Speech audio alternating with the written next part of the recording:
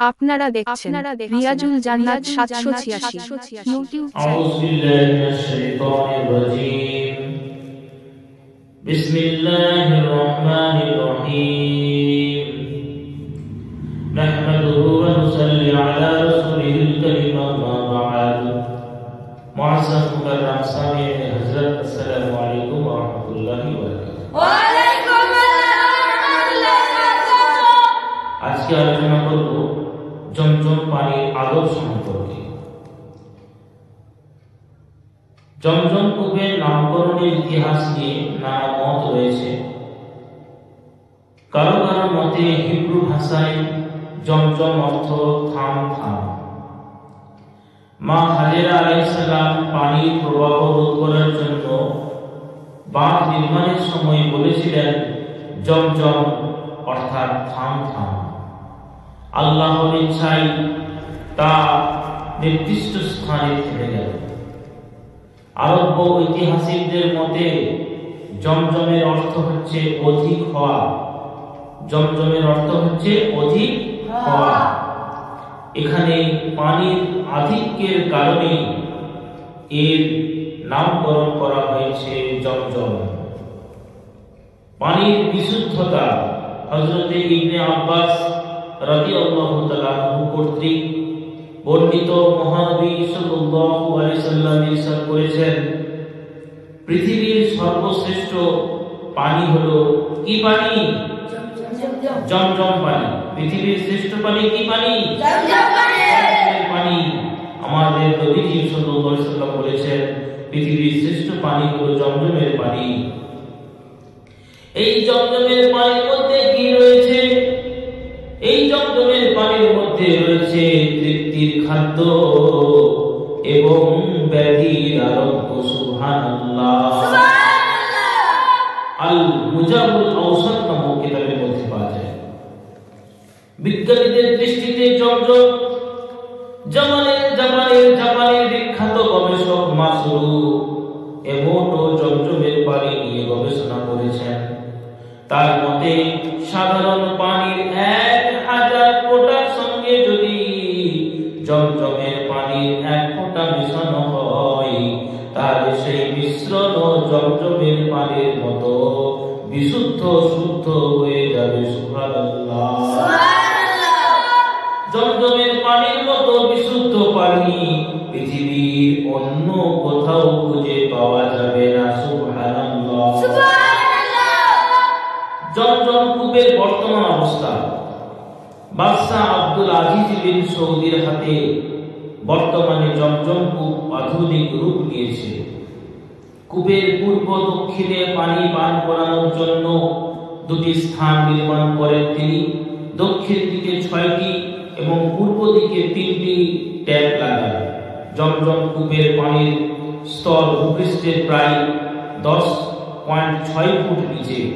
এখান থেকে প্রতি সেকেন্ডে 8000 লিটার হারে পানি তোলা হয়। পানির স্তর ভূপৃষ্ঠের প্রায় 44 ফুট নিচে নেমে গেলে পানি তোলা বন্ধ করে দেওয়া হয়।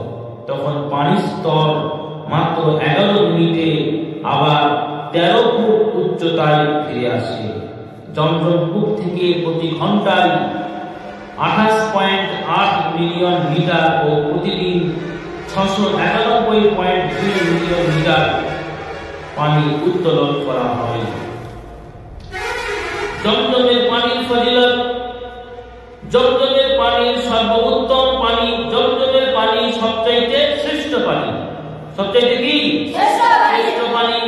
হযরত ইবনে আব্বাস রাদিয়াল্লাহু তাআলা আনহু থেকে বর্ণিত, রাসূল আকরাম সাল্লাল্লাহু আলাইহি ওয়াসাল্লাম বলেন, জমিনের বুকে জমজমের পানি সবচাইতে শ্রেষ্ঠ, সবচাইতে উত্তম পানি। জোরে জোরে বলুন সুবহানাল্লাহ। জমজমের পানি বরকতময় পানি। হযরত আবু সাল গিফারি রাদিয়াল্লাহু তাআলা আনহু বলেন, রাসূল সাল্লাল্লাহু আলাইহি ওয়াসাল্লাম বলেন, নিশ্চয়ই তা বরকতময় পানি। সুবহানাল্লাহ। জমজমের পানিতে আছে খাদ্যের উপাদান। রাসূলুল্লাহ সাল্লাল্লাহু আলাইহি ওয়াসাল্লাম বলেন, নিশ্চয়ই এই পানি বরকতময় পানি আর খাবারের উপাদান সমৃদ্ধ পানি। সুবহানাল্লাহ। রোগের শিফা হযরত ইবনে আব্বাস রাদিয়াল্লাহু তাআলা আনহু থেকে বর্ণিত, রাসূলুল্লাহ সাল্লাল্লাহু আলাইহি ওয়াসাল্লাম বলেন, নিশ্চয় এই পানি সুখাদ্য খাবার এবং রোগের শিফা। সুবহানাল্লাহ। জমজমের পানি যে উদ্দেশ্যে পান করবেন তা পূর্ণ হয়। হযরত জাবের ইবনে আব্দুল্লাহ রাদিয়াল্লাহু তাআলা আনহু থেকে বর্ণিত, রাসূল পাক সাল্লাল্লাহু আলাইহি ওয়াসাল্লাম বলেন, জমজমের পানি যে উদ্দেশ্যে পান করা হয় তা সাধিত হবে। সুবহানাল্লাহ। ইবনে মাজাহ। জমজমের পানি উৎকৃষ্ট পানি। জমজমের পানি উৎকৃষ্ট হাদিয়া। প্রাচীন যুগ থেকে হজ যাত্রীরা জমজমের পানি বহন করে নিয়ে যেতেন। সুবহানাল্লাহ। জমজমের পানি পানের নিয়ম। জমজম থেকে পানি পানকারী ব্যক্তির জন্য সুন্নত হলো পুরোপুরিভাবে পরিতৃপ্ত হয়ে পান করা। ফিকহ জমজমের পানি পানের কিছু আদব উল্লেখ করেছেন, যেমন কিবলামুখী হয়ে এই পানি পান করতে হবে, বিসমিল্লাহ বলে পান করতে হবে, 3 শ্বাসে পান করতে হবে, পরিতৃপ্ত হতে হবে এবং শেষে আলহামদুলিল্লাহ বলতে হবে। ঠিক না ভুল? জমজম পানি পানের দোয়া, আল্লাহুম্মা ইন্নী আসআলুকা ইলমান নাফিআ ওয়া রিজকান ওয়াসিআ ওয়া শিফাআন মিন কুল্লি দাঈ। হে আল্লাহ, আমি আপনার কাছে উপকারী জ্ঞান, প্রশস্ত রিজিক এবং যাবতীয় রোগ থেকে আরোগ্য কামনা করছি। সুবহানাল্লাহ। জমজম পানিতে স্নান বৈধ কিনা? জমজম সম্পর্কে নবী সাল্লাল্লাহু আলাইহি ওয়াসাল্লাম বলেছেন, এটি বরকতময় এবং পুষ্টিকর খাদ্য। এর পবিত্র প্রকৃতির কারণে কিছু পণ্ডিত জমজম পানিকে গোসলের জন্য ব্যবহার করাকে মাকরুহ তাকমা দিয়েছে। তবে জলাভাব দেখা দিলে স্নান নেই বা নেই।